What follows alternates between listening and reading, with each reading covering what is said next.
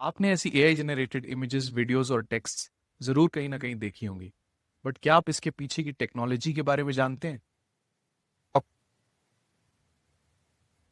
So today we will talk about Gen AI और generative AI. तो let's start with AI first. AI stands for artificial intelligence. ये basically एक human brain को mimic करता है। Like a human brain, AI is capable of solving problems, recognizing patterns and taking decisions. तो ये जो recognizing patterns वाली ability है, ये Gen AI यूज करता है। तो basically these Gen AI models are trained on a lot of data. जैसे इस मॉडल को बहुत सारे पिक्चर्स फीड किए जाते हैं, बहुत सारे वीडियोस फीड किए जाते हैं, जिससे बहुत सारे एसेज फीड किए जाते हैं। तो इससे ये मॉडल ये सीखता है कि अच्छा ऐसे किसको बोलते हैं, अच्छी पोइट्री किसको बोलते हैं, अच्छे इमेजेस किनको बोलते हैं, अच्छे वीडियोस किसको बोलते हैं। And when you give a prompt, it will give you an output. तो Gen AI is capable of creating brand new content by learning from those patterns. You give it a prompt, it will give you something new. आप इसको कोई prompt दीजिए, ये आपको कुछ नया create करके देगा। ऐसे काफ़ी सारे टूल्स हैं जिनके बारे में आपने सुना होगा, जैसे चैट जीपीटी जो कि टेक्स्ट बेस्ड कंटेंट क्रिएट करता है, मिडजर्नी जो कि इमेज जनरेट करके देता है, सोरा, लूमा, रनवे जो कि वीडियोस जनरेट करके देते हैं, GitHub Copilot which can write और डीबग सॉफ्टवेयर कोड्स। अब बात करते हैं कि जेन एआई क्या क्या कर सकता है। It can write poetry, it can write essays, it can create real looking videos, it can generate new images, logos, it can compose music, it can clone voices, it can write and debug code as I mentioned. So Gen AI is capable of a lot of things. अब बात करते हैं इसके पीछे की technology के बारे में। इसमें 4 चीजें हैं जो आपको जाननी जरूरी हैं। Second, diffusion models, third, temporal prediction and fourth, tokenization. LLM stands for large language models. So these models are given a lot of text to learn from. तो ये बेसिकली जो भी टेक्स्ट इनको दिया जाता है, जैसे लोगों का राइटिंग स्ट्रक्चर क्या है, एसेज कैसे लिखते हैं, पोइट्री कैसे लिखते हैं, ईमेल कैसे लिखते हैं, तो ये जो मॉडल्स हैं उनसे सीखते हैं, उनके पैटर्न्स को समझते हैं, और अ, और उस हिसाब से जब भी आप कोई प्रॉम्प्ट देते हो तो आपको कंटेंट जनरेट करके देते हैं। इसमें एक चीज़ आपने देखी होगी, जब भी आप चैट जीपीटी पे कोई प्रॉम्प्ट डालते हो तो उसका आउटपुट वर्ड बाय वर्ड आता, एक बार में नहीं आता। पहले कुछ वर्ड्स आएंगे, फिर उसके बाद कुछ वर्ड्स आएंगे, फिर कुछ वर्ड्स आएंगे। तो basically this is how this model works. It basically predicts what will be the upcoming words. कुछ वर्ड्स आएंगे और उसके बाद अगला वर्ड क्या आना चाहिए, ये मॉडल प्रेडिक्ट करता है। इसी तरह से वो वर्ड बाय वर्ड दिखता है। Fusion models are basically used for image generation. So how these models generate images? They start with noise.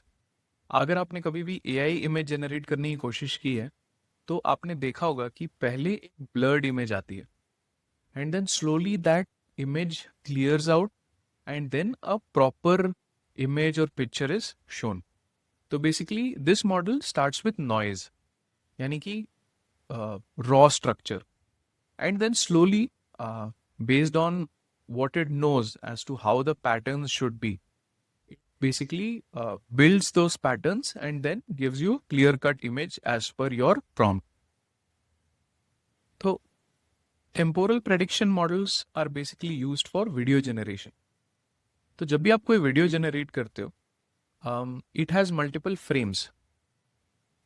तो फॉर एग्जाम्पल आपने एक ऐसा वीडियो जनरेट किया कि पॉइंट ए से पॉइंट बी एक पर्सन जंप करता है।